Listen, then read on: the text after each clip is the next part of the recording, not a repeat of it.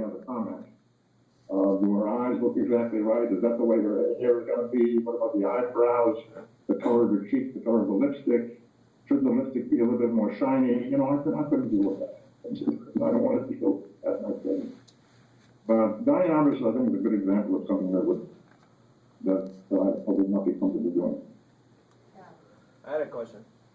My name's Nick, and I wanted to ask, since you were talking about Diane Arbus, if you thought her Untitled project, taking pictures of autistic and retarded youth and people, do you feel that that's invasive, or that she was just documenting their character, the way that she shot them, you know, in Halloween masks and things like that?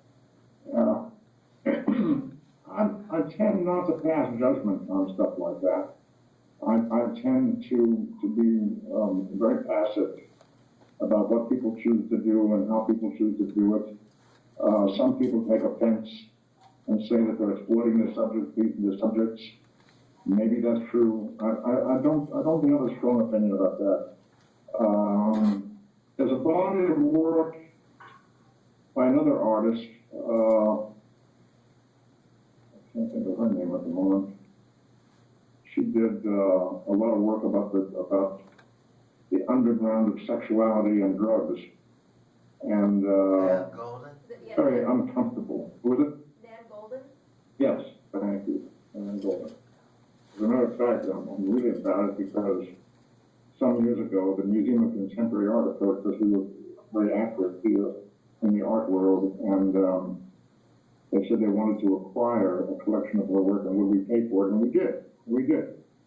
And not without some feelings. I said to the curator, I want you to know I'll pay for the work. We will pay for you to have the work, because I think it's worthy of being in a museum, but I'm not particularly comfortable looking at it, or I don't enjoy the work on it.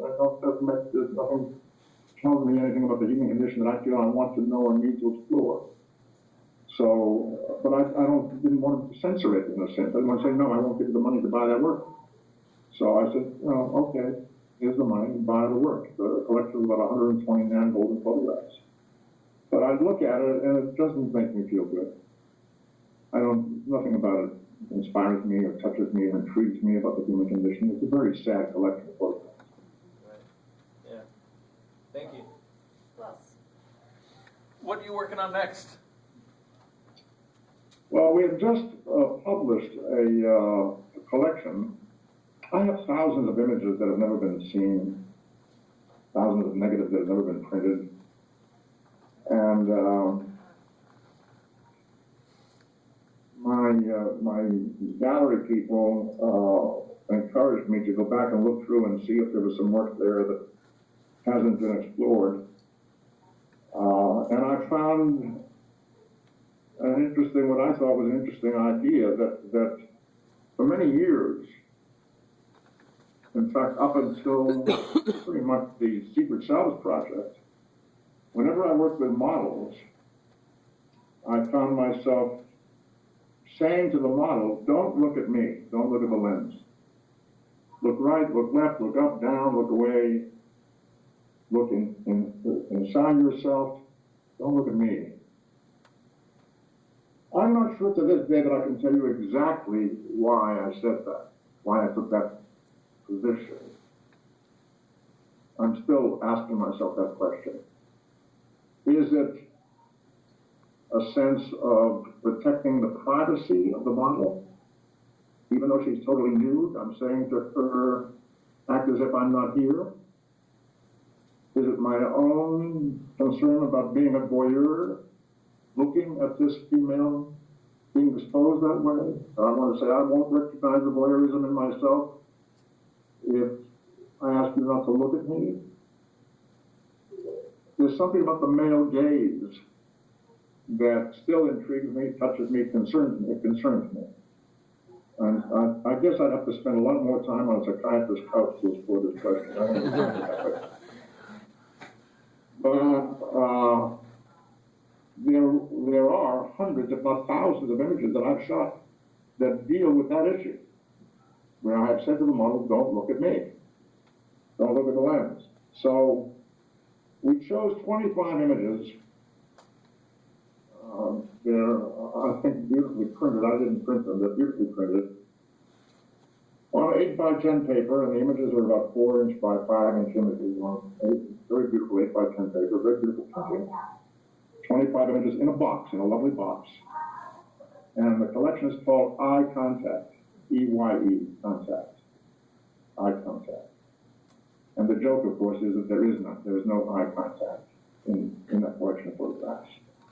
So I hope the viewer will look at them and be intrigued by the idea that there was no interaction between me and the model in those photographs. But I hope that they're beautiful pictures. I hope they are. I think they are. What else? So if I can talk in one more. Yeah. Yeah, go ahead. I'm nervous, sorry. Jen, I recreated your photo series, a full body project for a photography class a few years ago. Did you get, Did you say you recreated it? Yes. Yes. How do you mean? The project was a copycat project, but the teacher was like, well, you know, nothing is really original anymore, or to learn, you know, you work off of other people's to learn with photography, and, you know, everybody chose stuff like, you know, Ann Golden and Dan Arbus, and I was like, no, I want to do something different. I always want to do something different, and so I chose a project in which you did something different, and I got some friends together, excuse me, who, you know, nobody's ever really wanted to take pictures of them because they're larger bodied women, and I spent most of my life as a larger bodied woman, and these were all my friends, and a lot of them didn't even know each other until I got them together, and it changed all of us to just be able to do that project. So thank you for that, to give me that. Well, I'm very flattered. I'm flattered that you chose to do that. I think it's great, and I can't tell you how thrilling it is. I mean, not because of the flattery, but because that project has touched people in so many positive and curious and interesting ways. So, and this is something I've never heard of this before. This is great. Right. It's very flattering. But I can imagine that people coming together in those circumstances that you created would have an interesting experience. Yes, they were all very nervous at first, and I came up with the idea, and I showed them the pictures. I wanted to copycat the photos that you copied from Newton, and just to, you know, have like triptychs instead of just so that was interesting. So I had those, and we set up those ones, and after a while, like, they were just so amazed to see other bodies like theirs, and they just, like, even though they just met each other that day, they just became really familiar with each other. And I think same thing would happen with your project. Once you got your initial idea out of the way, got those taken, you just let them go and do their own thing, and I did the same thing. And so we're in this tiny space, so, like, I mean, I was right up there in front of them. You know, a 6 by 7, like, it's a tiny space. That's great. How many people were involved? 6, I want to say. I had nearly as many people as in yours, because I could Probably recreate. about 6. I think about 6 people. Yeah, you know, and these women weren't in a burlesque group or anything. This is like the first time they've ever done something like this. Like, because again, they thought nobody wanted to take pictures of them and their bodies. And I'm like, I do. And there's people that want to see this, and it was just. Have you shown those pictures? I have. I showed them to this class, and I think she sent you the. Yeah, I sent you an email that has your pictures and her pictures side by side. So I'll resend it. Yeah, please. I don't think I saw it. Okay, I'll resend it. Okay, that'd be great. Yeah, I'd love to see it. Yeah. Yeah, she did a really good job. It was interesting what you were saying, you know, don't look at the camera, don't look at the camera, but they, like, kept looking at me, and towards the end of the series, they actually pulled me in. And I'm like, well, you have that self-timer. Get in these pictures with us, like, you were part of this too, and I was just like, oh, well, this is great. And Right.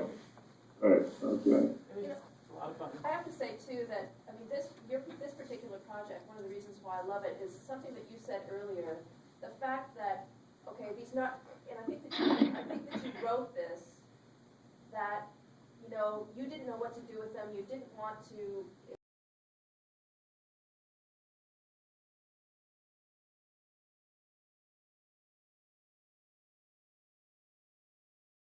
control and joyousness is what I find particularly compelling about this body of work. It's just there's exuberance and they're so much themselves. That's an interesting point. You're absolutely right, and it came about by their suggestion because I started working with them, and at first there was all this question about how is this going to work, and what should they do, and what's going to be our relationship. And then it turned out that one of them had brought a disc player and said, "Can we turn on some music?" I said, "Sure." They turned on the music, and everything changed. They started moving with the music, and it became what you see. They're relaxed, joyous, comfortable, human, totally humanized suddenly. And it was quite an interesting experience. What was the music? It was not my music.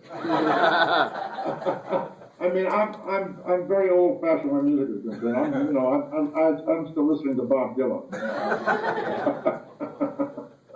I'm back in the 50s and 60s. It was very contemporary hip-hop music. I thought a good example of what exactly we were just talking about was the two photos where they're all around the architecture that you were mentioning that you need to get permission from. And then one image, they're very stoic, they're very posed, they're all just looking into it and very, stunned. And then in the next image, they're almost dancing around it like in a circle, like it's some sort of fire that they're dancing around. So it just comes to life with form. Yeah. It's wonderful. Who else? Go ahead. Hi. Come on up here. Oh, dear. Hello. Hi. My name's Francesca. Hello. And I was just curious, you said that you, initially you're a bit apprehensive and afraid of misrepresenting, and this project was unique from some of your other projects that you were trying to represent them as people as opposed to utilizing them as a conduit to express your message, like in the Shekinah series, I don't know if I'm saying that right, where you had an idea and then you used this model to express it.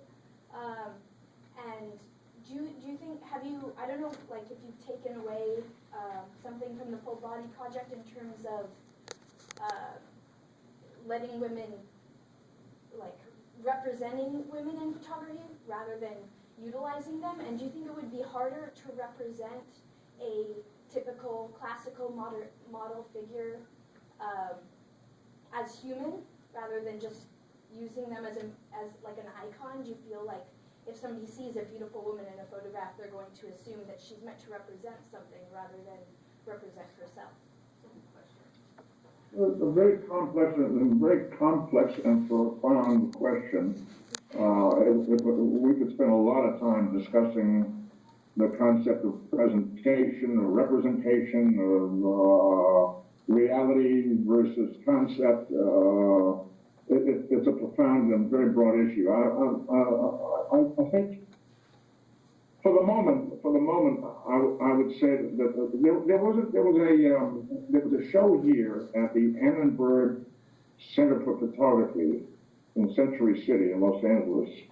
That was up for, I guess, a couple of months, not very long ago. And there was a very broad collection of photographs, mostly cosmetic and fashion photographs, and glamour, a lot of glamour photography of women particularly, who were stars or potentially stars or famous models. And there was a lot of discussion and presentation of the showing of how these images were created, particularly the use of makeup, costuming, hair work, and in some cases, plastic surgery being done on women, perfectly healthy, good-looking, normal women who suddenly have that drawn look on their faces where nothing moves anymore. And they took one of my photographs, one of the herbalist representation, in a very large print, and made it a comparison piece because of the reality of it versus the stuff that's created to be supposedly the way people look, and it is not really the way people look. So I think that presentation, in a way, deals with the question you're raising. And that's the best answer I can give you right now. There's a certain kind of reality in the photographs, and there's a certain kind of fabrication in the other photographs, and that's the difference. That's the difference. Do you think you could have done this full body project with classical looking women and have it have the same like humanistic element to it? I don't see the point, frankly. I think I made my point the way I wanted to. I made my comment the way I wanted to. You remind me that not too long ago, one of the clothing manufacturers started putting out what they called, I don't know the exact terminology, but they suggested that they're going to start using more normal models, people who look more real. And I thought, oh, okay, here they come, this is going to be interesting. Well, it didn't quite get to what I had gotten to. And I understood that, but they were recognizing the fact that what has been presented as real is not real. It's a fabrication. It's a fantasy presentation of what people look like when they look the way they're supposed to look, but they don't that way. They don't really look that way. But there are women that come close to the classical ideal, and because of that, like naturally, it's harder for them to project themselves as a human, as a person, that they're automatically linked to that beauty as like actively presenting whatever message comes with that. So they're burdened basically with the tradition of the male gaze, basically. Yeah, and so it's, So what I think now you're suggesting that a beautiful woman is carrying a burden. Oh, yes, it's true. Really? Oh, That's yeah. interesting. Oh, hey, That's interesting. let me tell you. You know, actually, I was going to ask you, if you wanted to, you were talking about future projects, and I know that you're a Hollywood, very well versed in the world of Hollywood, and just how aging, I mean, not only by body type, but I mean, as you age in society, I'll tell you, I used to be a traffic stopper, and now nobody even notices me, and I find it really upsetting. I'm thinking, maybe we should do like, instead of a full body project, how about a sagging body project? Sagging body, is that what you're saying? Yeah. The next liberating aging women. Maybe I'll do that one. Are there any other questions? I think you should. Okay. All right, who else? Anyone? That's interesting. That's interesting. Okay, how about one more? So what you're saying is that I've shown an extreme on the opposite end. I think so, but I mean, I think that may be so, but more importantly, it's as you say, you opened the dialogue. I mean, this is one of the first works I ever saw that actually dealt with this in anything other than, like you say, a joke. So, I mean, you just need to be so commended for that. I think you were really one of the first. And I think we have one more question. Is that okay? Sure, yeah. All right. I just want to ask, what is your personal opinion about beauty? What do you find beautiful, not only in women, but humans in general? What draws your attention as a photographer towards people, since people seem to be the subject of what you photograph? What disappoints you, and what intrigues you when it comes to women and their bodies and beauty in general?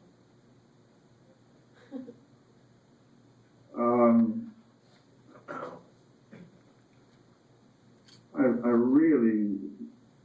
really insist that what I'm touched by is what radiates from a person. What radiates from a person. I'm deeply in love with my wife because she radiates. She radiates this constant, wonderful energy that comes out when I'm around her and I look at her and I see it and I hear it and I feel it. And what she says, what she does, the way she lives her life, the way she uses her brain. I'm touched by that constantly. This is my second marriage. I did not have that, frankly, in my first marriage. I was married for 33 years in my first marriage. And gave it up.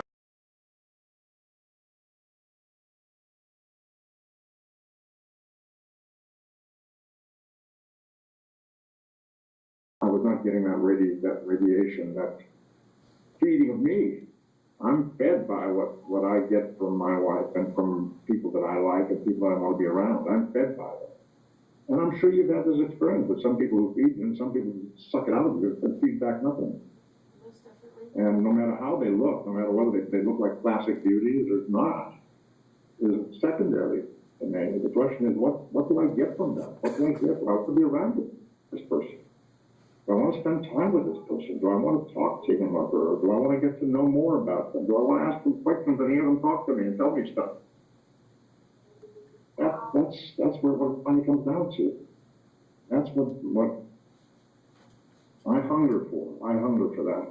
I want to constantly be fed by the people I'm with. So it isn't about body type. It's about what's feeding me.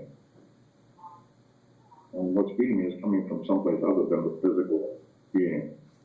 Most definitely. I would agree. I'm sorry? I would say I would agree. I have people like that in my life that just being around them makes me feel happy and beautiful because of the way they express themselves or treat me as a person in their life. And I think that since women grow up thinking that they need to be a certain thing to be something, to be acceptable is, it can be really frustrating as a woman in general, but I fortunately was able to grow up with women who kind of overcame that idea, and so I feel like if I can look past what society tells me that I need to be, then somebody will notice that in me, and maybe it'll help me in general. Yeah. Right. Well, I look forward to sending you this the Secret Self catalog, and with it comes a 40-minute DVD, which I hope you'll find interesting. It really is an interesting study of what people are carrying around inside their hearts and inside their heads that they brought to this corporate session. I hope you'll find it interesting. Listen, you're a great bunch of interesting people. We enjoyed this. The time has gone too quickly, and maybe we'll get to do it again sometime. But it's really been a great pleasure to be with you. Oh, And our pleasure. I wish you all